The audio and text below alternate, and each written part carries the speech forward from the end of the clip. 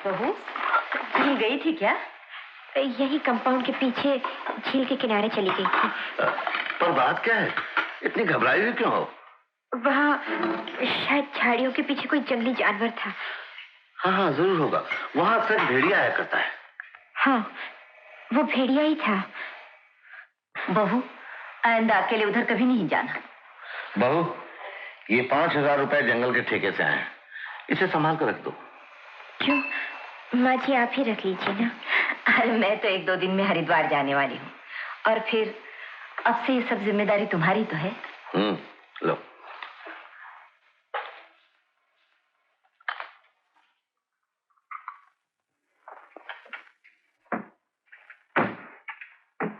बीबी जी, क्या है? कुछ नहीं बीबी जी, मैं तो ये पूछूं कि भेड़िया छोटा था कि बड़ा? तुमसे क्या मतलब? जाके अपना काम करो। जाती हूँ, गरम क्यों होती हो?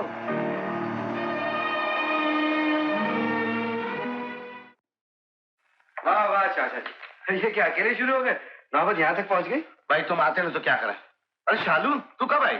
नमस्ते चाचा जी। जी रहो। बहू, ये शालू है, कमल की बहन। भैया ने आपकी बहुत तारीफ की है, लेकिन जो भी तारीफ की है आप उससे भी ज्यादा सुंदर है। चल है, आप लोग बैठिए, मैं चाय लाती। चाय से काम नहीं चलेगा, हम तो खाने का प्रोग्राम बना कर आए, साफ बात है। जरूर। तुम्हारी चाची आज सुबह की गाड़ी से हरिद्वार चली गई। तुम लोग कल आते तो उनसे मुलाकात हो जाती। बेकार तकलीफ की चाची जी ने। घर में देवी जैसी बहू है तो फिर तीर्थ यात्रा की क्या जरूरत थी? हाँ, इसलिए मैं नहीं गया। चलो, कितने दिन का प्रोग्राम है? होली तक का। मेरे साथ और भी लड़कियां आएंगी। ये समझ लीजिए कि 3-4 दिन तक काफी बोर करेंगे। क्या बोर करेंगे? और क्या, देखो ना, कल सुबह पिकनिक जाने का प्रोग्राम बनाने, कोई बात है? भाभी आपको भी चलना पड़ेगा हमारे साथ। मैं तो कहीं नहीं जाती, और फिर पिकनिक विकनिक का मुझे शौक भी नहीं है। शौक नहीं तो क्या हुआ, हमारा साथ तो दे सकती हैं आप। क्यों नहीं? और फिर रो तो नहीं आती? और तुम भी घर की 4 दीवारी में बंद रहती हो। चली जाओ, तुम्हारा भी दिल बहल जाएगा। चाचा जी का कहना ठीक है। अब आपकी कोई बहानेबाजी नहीं चलेगी।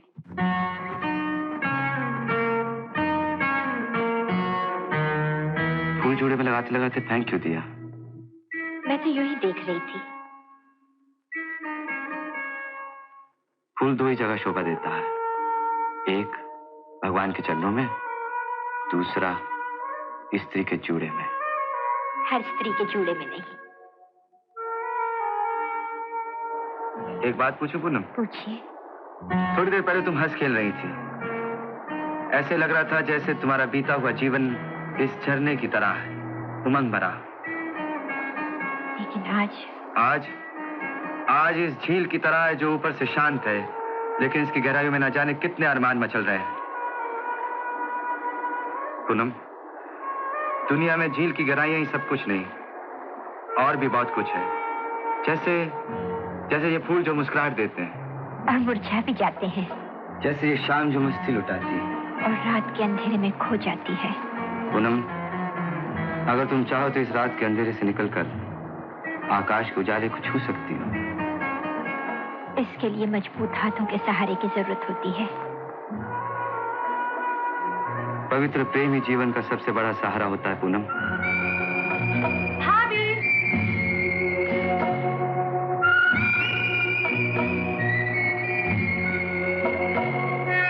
झरना नीचे है, पिकनिक पार्टी पीछे। आप ऊपर क्या देख रहे हैं भाई साहब? पतंग देख रहा था। पतंग? हाँ, रोमांटिक। चारों तरफ बहार है, फूलों पर निखार है, और कॉफी तैयार है। हम आपको बुलाने आए हैं। चलिए। अरे आप क्यों बनाने लगी कॉफी? हम तो आपको पिकनिक पर एंजॉय करने के लिए लाए थे, मगर शायद आप हमसे बोर हो रही हैं। बोर तो तुम्हारे भैया हो गए, अब इनका कुछ इलाज करो। क्यों, क्या हुआ? हमारी इंचार्ज हमसे इतनी बुरी है कि हमारी कंपनी छोड़कर कोई एक पतंग की और टकटकी लगा कर देखे। आप किसी की साइड नहीं लेंगी, आप ही फैसला कीजिए ना। हो सकता है किसी को पतंग बहुत अच्छी लगती हो हमारे मुकाबले में। अजय साहब, मालूम तो हो कि पतंग में ऐसी क्या खूबी है जो किसी को अपनी ओर खींच सकती है? किसी को अपनी तरफ खींचना तो कोई खूबी नहीं, खूबी है किसी की और खिंचाने में। जो खूबी पतंग में है, इंद्रधनुष के रंग है, कल्पना की उड़ान है, हवाओं में झूमती, बादलों को चूमती, बिजली सी चपल एक सुंदर नर्तकी है ये पतंग। मान गए भैया, आज पता चला कि पतंग एक कविता है। आपकी क्या राय है भाभी? होती तो नहीं है, मगर इन्होंने कविता बना दी है उसे।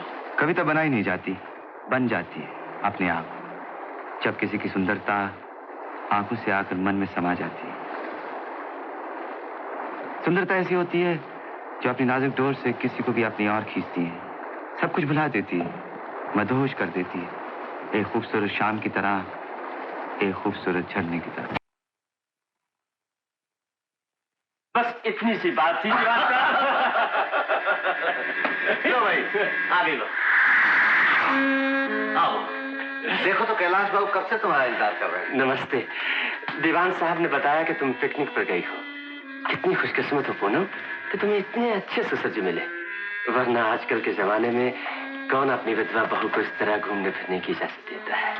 कैलाश बाबू, मैं तो यही चाहता हूँ बहू खुश रहे, किसी तरह इसका दिल बहले, वरना ये तो अड़ोस पड़ोस में भी नहीं जाती। मैं कायल हो गया हूँ दीवान साहब, क्या ऊंचे ख्यालात पाए हैं आपने। आने की तकलीफ कैसे की? देखा दीवान साहब, मैंने कहना था अभी तक नाराज होगी।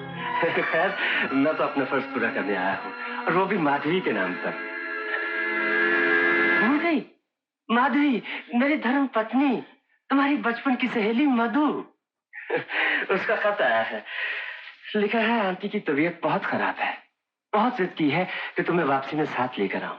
मुझे कहीं नहीं जाना। फिलहाल तो ये नहीं जा सकती, इसकी सास जी भी नहीं है और मेरी तबीयत ठीक नहीं रहती। ओह, मैं तो भूल ही गया था। खैर कोई बात नहीं, फिर कभी देखा जाएगा। हाँ, एक मामूली सी सोने की जंजीर भेजी है मुन्ने के लिए, माधवी ने, मेरी धर्म पत्नी ने। अरे भाई, इसकी क्या जरूरत थी।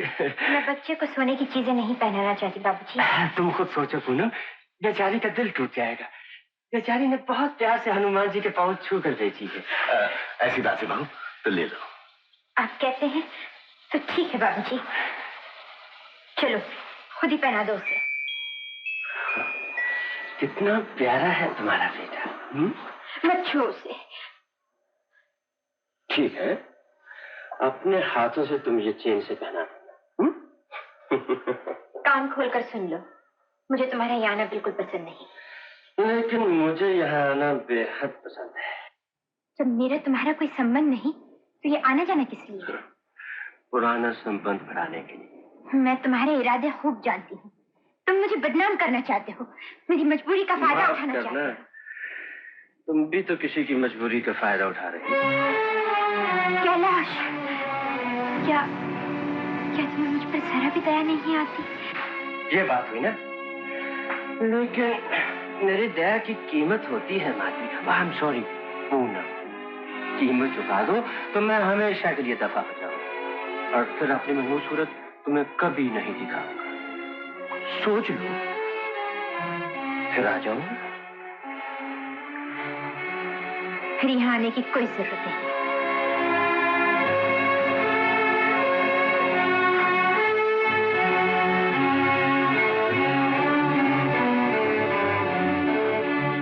मेरे पास सिर्फ 5,000 रुपए हैं, किसी की अमानत, लेकिन। शुक्रिया, यकीन मानो, अगर मुसीबत में ना होता तो कभी तुम्हें तकलीफ नहीं देता। सोचता हूँ तुम कितनी ग्रेट हो और मैं कितना सलीम। अब तुम जा सकते हो, अपना वादा ना भूलना। फिक्र मत करो, अब मैं अपनी शक्ल तुम्हें कभी नहीं दिखाऊंगा। अच्छा, बाय बाय। और हाँ, याद रखना, ये चेन किसी को जांच पड़ताल के लिए नहीं देना। देखने में सोने की, लेकिन है असली पीतल की, बिल्कुल तुम्हारी तरह, असली माधवी और नकली पूनम।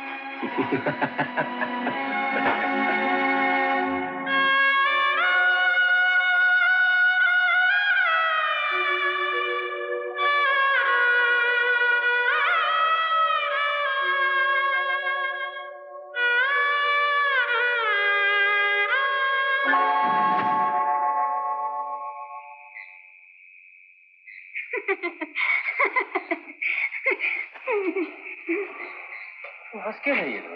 हंसने की बात ही तो है बाबूजी, तुम इतने प्यार से लाए और उनने फेंक दी। कोई बात नहीं, हम प्यार से लाए, तुम प्यार से रख लो। हाय, सोने की चेन मुझे दे दी बाबूजी। इसलिए कि अब तुम हमें अच्छी लगने लगी हो, मगर किसी को दिखाना नहीं, वरना कोई चलने लगेगा। किसी को नहीं दिखाऊंगी बाबूजी, छुपाकर बक्से में रख दूंगी। फिर कब मिलोगी रमैया? क्यों? बीवी जी को कोई चिट्ठी देनी है। अरे छोड़ो उन्हें। दीदी, ओ दीदी, कहाँ हो तुम? देख तो कौन जा रहा है? तू दरवाजे पे किससे बातें कर रही थी? मैं किससे बातें कर रही थी रे? मैं तो दरवाजा बंद कर रही थी। झूठी कहेंगे। चल चल, मुन्ने के लिए दूध दे और सबके लिए खाने लगा। काम चोर। भैया, शालू, तुम्हारे लिए कॉफी लाई हूँ। कब तक जानने का इरादा है? जब तक काम पूरा ना हो जाए। देखो ना, सारा दिन तो पिकनिक पे तुम लोगों के साथ फंसा रहा। अब ये कागजात इतने जरूरी हैं, अगर सुबह तक नहीं दिए तो गड़बड़ हो जाएगी।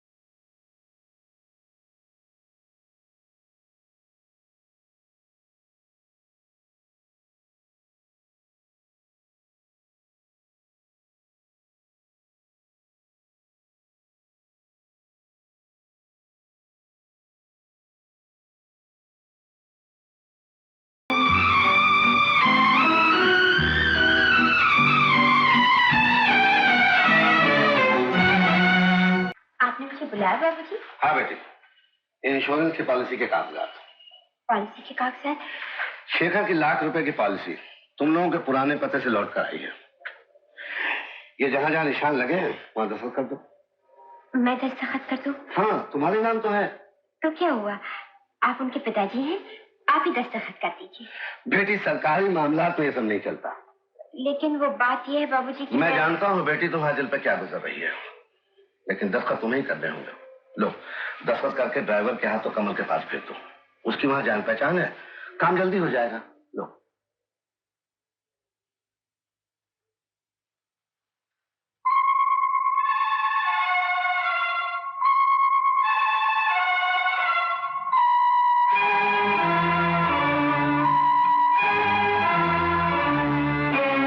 अब क्या करोगी मधु? पूनम की दस्तखत, जालसाजी, जानती हो उसका नतीजा क्या होगा? ये डरो मत मधु, मुझे कोई नहीं पहचानता। अब तुम ही पूनम हो, तुम ही इस घर की बहू हो। और ये तुम्हारी आखिरी जिम्मेदारी है जो तुम्हें निभानी पड़ेगी। याद रखो मधु, तुमने मुझे वचन दिया था, तुमने मुझे वचन दिया था, तुमने मुझे वचन दिया था।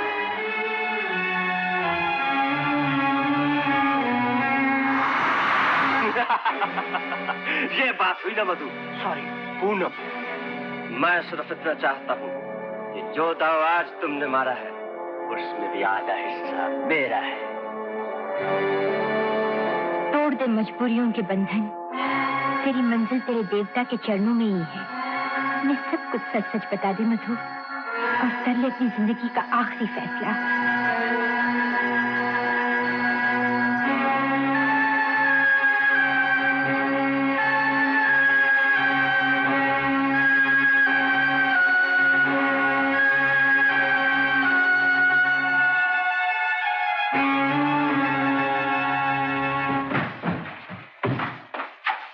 शीतू, कहाँ जा रहा है?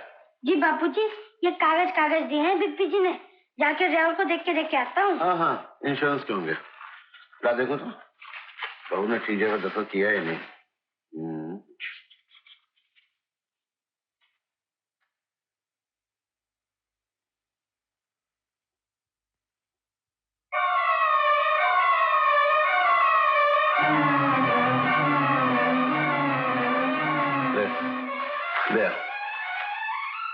मेरे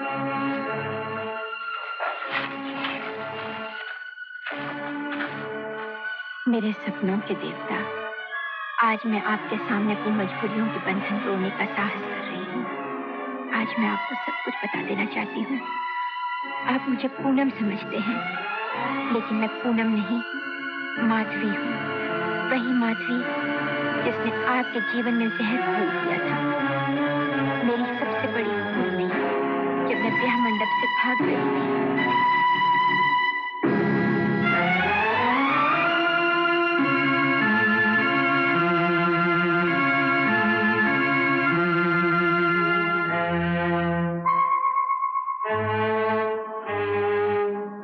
बाबूजी, आपका खाना तैयार है। मुझे भूख नहीं लगी। क्या बात है, आपने सवेरे भी कुछ नहीं खाया? इच्छा न थी। कुछ और बना दूं? नहीं, मैंने फैसला किया जब तक कि मैं जिंदा हूं, अपने लिए किसी और को तकलीफ न दूं। जाओ तुम आराम करो। ये आप क्या कह रहे हैं? आपकी सेवा करने में मुझे कोई तकलीफ नहीं होती, खुशी होती है। आइए, कुछ खा लीजिए। आइए ना, आइए, बैठिए। बूढ़ा आदमी उस पुरानी दीवार की तरह है जिससे सब कुछ बचकर चलना चाहिए। हमें तो इसी दीवार का सहारा है बाबूजी। आपको मेरी कसम, जिद न कीजिए, खाइए ना बाबूजी। अरे वाह चाचा जी, भाभी तो आपको बच्चों की तरह खाना खिला रही है। मुझे भूख तो नहीं थी मगर जबरदस्ती खिला रही है। चाचा जी, आपके इंश्योरेंस के कागजात आ गए हैं। उन्होंने एक नया फॉर्म दिया, इस पर आपको साइन करना होगा। मुझे? जी हाँ, इनकी सिग्नेचर वेरीफाई करने के लिए, क्योंकि उनको हमेशा डर लगा रहता है कहीं पैसा गलत आदमी को ना मिल जाए। इतना सब कुछ करने के बाद भी अक्सर रुपया गलत आदमी ही ले जाते हैं। मैं चाय लाती हूँ। नहीं नहीं, हम चाय में नहीं पियेंगे, हम तो आपको लेने आए हैं। मुझे? हाँ,